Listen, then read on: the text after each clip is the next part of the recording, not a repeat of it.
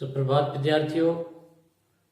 पिछले वीडियो में हमने अवतल दर्पण से प्रतिबिंब का निर्माण के लिए 6 कंडीशन जो हमने देखी थी, आज हम डिस्कस करेंगे उत्तल दर्पण से प्रतिबिंब का निर्माण कैसे होता है।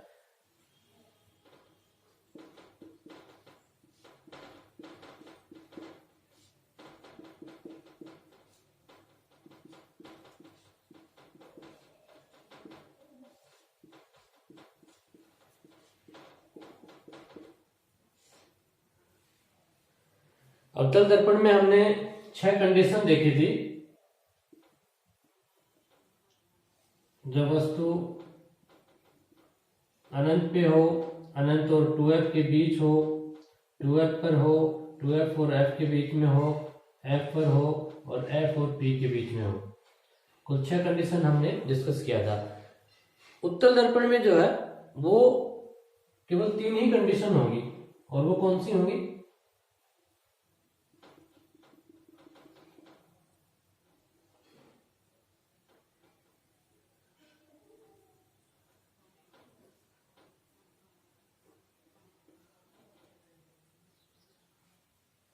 वो होगी आपकी, या तो हम वस्तु को अनंत पे रखें, या अनंत और ध्रुव के बीच में कहीं रखें, और तीसरी कंडीशन ध्रुव के बिल्कुल नजदीक रखें। इससे पहले हम अवतल दर्पण के जो मुख्य फोकस है उसकी हमने परिभाषा दी थी कि जब कोई प्रकाश की किरण मुख्य अक्ष के समानांतर आती है तो परावर्तक पृष्ठ से टकराने के पश्चात मुख्य अक्ष के जिस बिंदु से होकर वो गुजरती है उसी बिंदु को हम अवतल दर्पण का मुख्य फोकस कहते हैं। अब यहाँ बात करें हम उत्तल दर्पण की, तो उत्तल दर्पण में जो मुख्य फोकस होगा उसकी जो परिभाषा देंगे, जब कोई प्रकाश की किरण मुख्य अक्ष के समानांतर आती है तो वह परावर्तन के पश्चात मुख्य अक्ष के जिस बिंदु से आती हुई प्रतीत होती है उसे हम उत्तल दर्पण का मुख्य फोकस कहेंगे। ये आपका उत्तल दर्पण का मुख्य फोकस हो गया। अर्थात जब कोई प्रकाश की किरण है वो इस मुख्य अक्ष के समानांतर आएगी तो परावर्तन के पश्चात वह इस बिंदु से आती हुई प्रतीत होगी।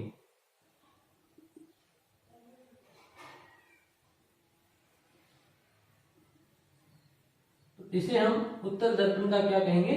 मुख्य फोकस कहेंगे।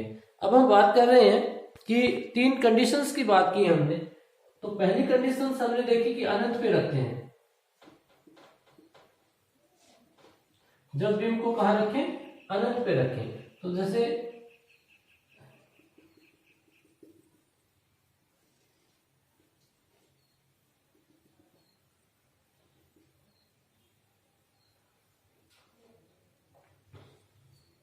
जो भी किरण इस मुख्य अक्ष के समांतर आएगी वह इस परावर्तक पृष्ठ से टकराने के पश्चात, परावर्तन के पश्चात इस मुख्य अक्ष से, मुख्य फोकस से आती हुई प्रतीत होगी।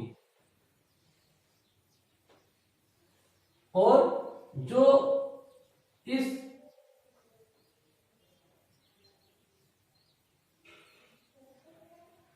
मुख्य फोकस से जो गुजरेगी वो इस मुख्य अक्ष के समानांतर,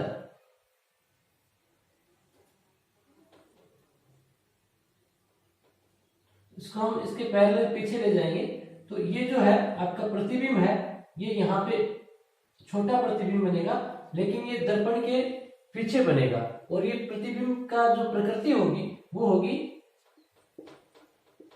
आभासी और सीधा, और वस्तु से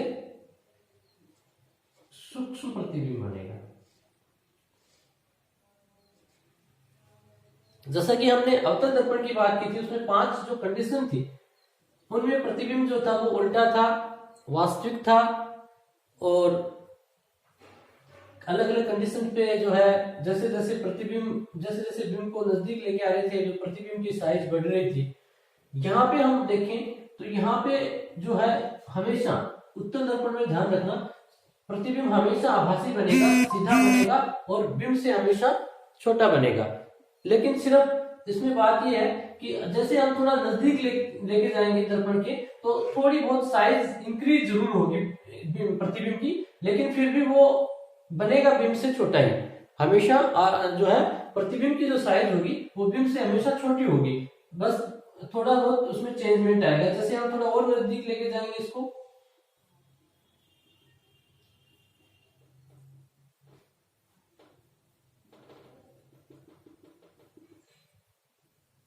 इसके समांतर जो जाएगा वो इस एफ से आता हुआ प्रतीत होगा, और जो इस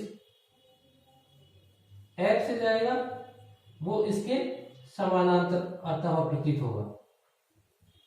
तो यहाँ पे इसको थोड़ा सा पीछे ले जाएंगे तो इससे थोड़ा सा इंक्रीज हो गया इसका साइज।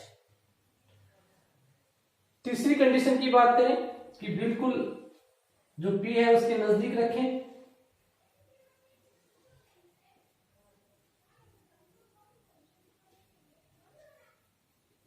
ये आपका F हो गया। अब जो इसके पैरेलल जाएगा वो इस F से आती हुई प्रतीत होगी, और जो इस F से जाएगी वो इसके पैरेलल हो जाएगी। तो यहाँ पे थोड़ा सा साइज इसका और इंक्रीज हो जाएगा, लेकिन फिर भी बिंब से क्या रहेगा, प्रतिबिंब की साइज हमेशा क्या रहेगी, छोटी रहेगी। तो ये आपका उत्तल दर्पण के द्वारा जो है प्रतिबिंब का निर्माण हो गया। अब इसमें एक बात ध्यान रखिएगा कि जो अवतल दर्पण की जो 6 कंडीशंस थी, वही कंडीशन आपकी उत्तल लेंस की होंगी, और जो उत्तल दर्पण की है वही कंडीशन आपकी अवतल लेंस की होंगी। यदि आपको उत्तल दर्पण याद हो गया तो आपको वही कंडीशन जो है आपकी अवतल लेंस की रहेंगी, और जो कंडीशन आपकी अवतल दर्पण की थी वही कंडीशन आपकी उत्तल लेंस की रहेंगी।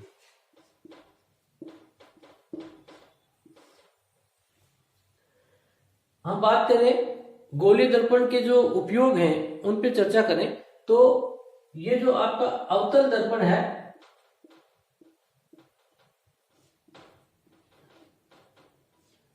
इसका जो उपयोग है वो मोस्टली जैसे दाढ़ी बनाने का जो दर्पण होता है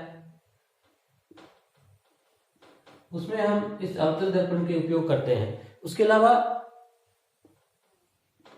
गाड़ी जो होती है उनकी जो हेडलाइट होती हैं उनके अंदर भी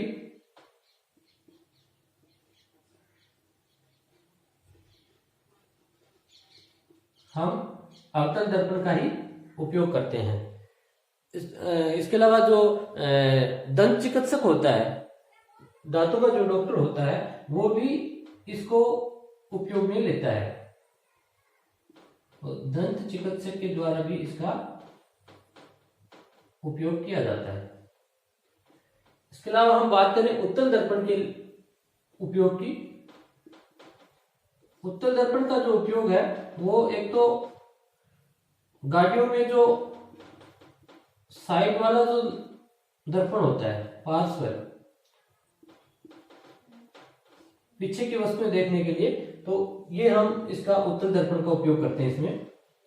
इसके अलावा एटीएम मशीनें जो हैं उनके ऊपर भी जो है ये उत्तल दर्पण का उपयोग किया जाता है। तो ये इसके उपयोग हो गए। अवतल दर्पण और उत्तल दर्पण के प्रमुख जो उपयोग हैं वो इस तरह से हम इनके उपयोग करते हैं। इसके अलावा ये जो आपका अवतल दर्पण है इसका उपयोग डीटीएच जो है उसके अंदर रिसीवर जो होता है उसमें भी इसका उपयोग करते हैं।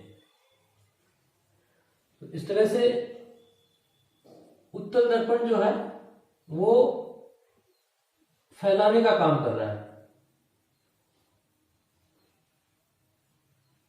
और अवतल जो दर्पण है वो आपका क्या करता है, केंद्रित करने का काम कर रहा है।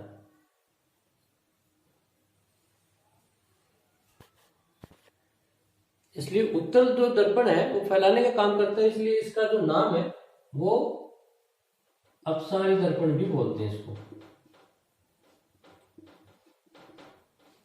जबकि आपका जो अवतल दर्पण है वो केंद्रित करने का काम कर रहा है, इसलिए इसको अभिसारी दर्पण भी कहते हैं।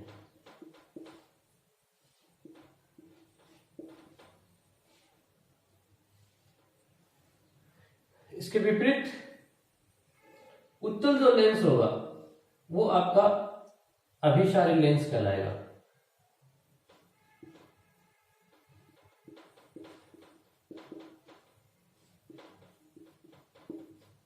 और अवतल लेंस होगा वो आपका अपसारी लेंस कहलाएगा।